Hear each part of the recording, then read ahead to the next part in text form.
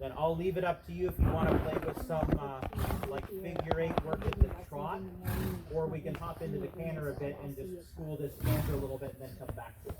I'll be honest, I have a canter because I don't even know if I can sit this whole canter. Okay. So then let's do some figure eight stuff. So how slow can you make her in the trot without holding her smaller, so that you take as much thought away from her as possible? So the only thing she has to think about is changing the bend from, in this case, right to left. That she doesn't have to think about rushing. She doesn't have to think about falling. She's slow enough and balanced enough on her feet that she doesn't have a reason to react.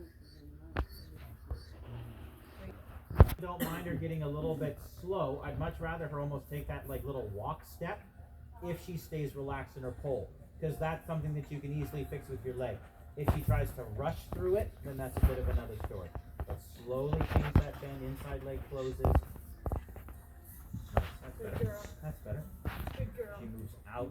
Think that the majority of the change your leg. That you're almost moving the body out of the way. Because if, like for example here, if you have her body positioned left and then you bend her left, there's nothing stopping you from bending left. That's better. So if you can unlock her body before the bend, then there's nothing that she's going to run into resistance or connection-wise that would make her not want to bend right in this case. So right leg closes here, push that shoulder left. Good. Better. If you feel that it gets any more inconsistent, come into it like 5% slower. That she doesn't feel at all that she has to rush. Already think about your left leg closing, push that shoulder a bit right. Good girl. That's getting better. One more like that to the right and then take a walk. But start that right leg closing a little earlier than you think, just so you know 100% she's off of my right side, so that all I have to think about is changing the head from left to right. Right leg closes. Super. That one you were able to give to her. Well done. Well done. Good girl. Find a nice place to walk from that. Give her a big pat. That was great. Super. Your right rein because your leg pushed her out from it. So that's honestly how you want to be able to build it, is that if she's so quick to get round and rely on the hand, I almost have to take her hand away. Yeah. You know? That's exactly right. Why is it that all of a sudden it makes total sense just hearing you say all this stuff? You think it's okay if I do this a couple times a week with her? Yeah. Alright. No, I don't think it's a problem at all. I think as long as it is in a stressless, emotionless environment. Right. Yeah. She can't handle it Because anyway. I think any outside sort of force, stress, whatever, that's just her. Yeah. That you know, the more she can just sort of take that breath, you know, you're looking for the sighs, you're looking for the snorts, you're looking for the sneezes. Yeah. You know, any opportunity she has to release tension, let her do it. We started doing body work with her too. Great. And we actually had cryo done on her Friday. How was that? Great. Yeah? She loved it. She was great in her entire body. The only part she was a little tight and was just a little short in her back, and that was it. Okay. The rest was great. Super.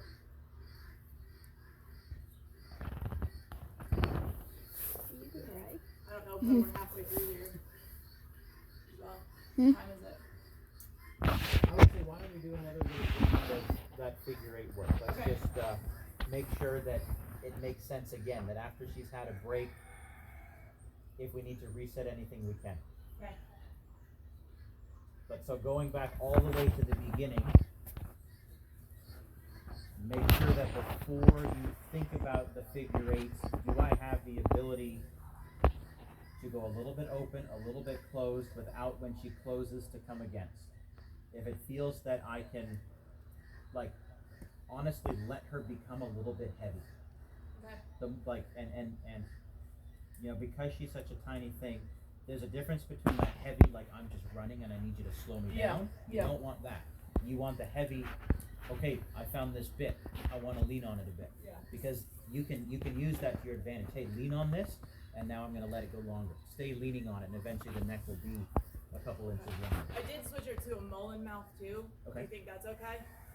I don't see why not. Is she happier in it? Yeah, I Yeah. think so. Yeah. Okay.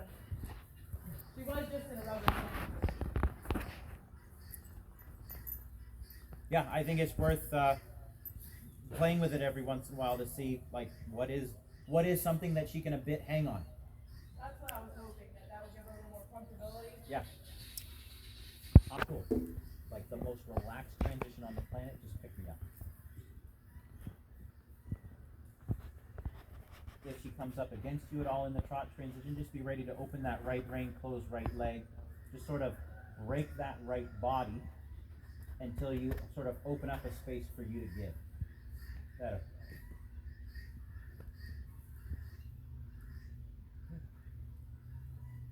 And then again, I would go small enough to start that it feels like you actually have to close your leg to maintain it. So let her almost walk a few times until it feels like, okay, cool, now I can close my leg and ride her forward instead of hold her back. Like actually come to a walk? Like an almost walk, like slow the trot down until she thinks maybe she wants me to walk. Yeah, and that might be really slow. There. There. But like there, she's using all 4 of her feet and she's not trying to get to the next one. So ultimately, when you make the trot bigger, you want that feeling to stay the same, that she doesn't go from being happy on all 4 feet to get to the next. If it feels like, and again, by rushing to the next step, I mean like you're actually holding her back and say, hey, you can't go so quick. When you feel that happen, you bring it all the way back again until she thinks maybe I should walk, in which case you close your leg, and you say, cool, now I can close my leg up to the connection I want.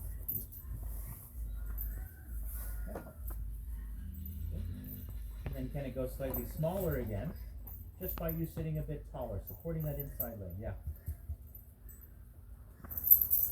And honestly, this is probably something that you're going to have to do 1,000 times. Yeah. Just that opening and closing of the stride with as independent of a hand as possible. Cool, I'm going to close my leg and I want you to go to this slightly more forward hand. Slightly more forward there.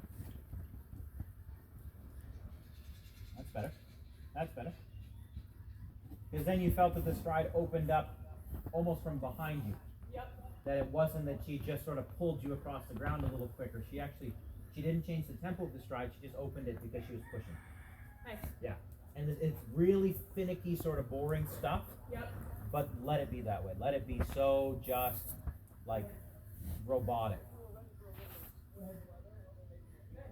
Yeah, then can I give in that moment?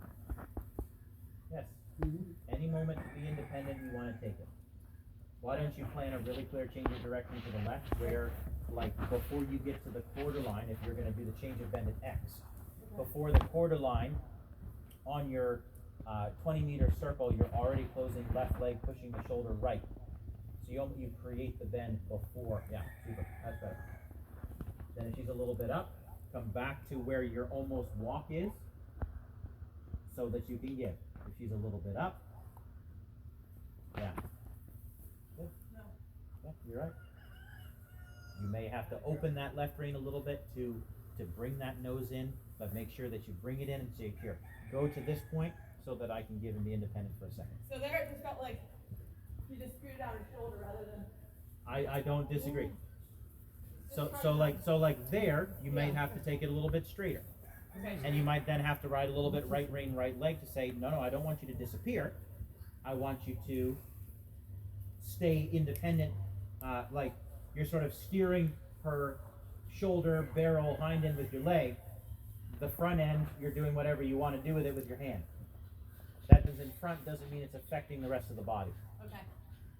Good. There. Yeah. And again, in your head, every moment, even if it ends up being incorrect, every moment you feel even has the tiniest chance of there being a give, take it.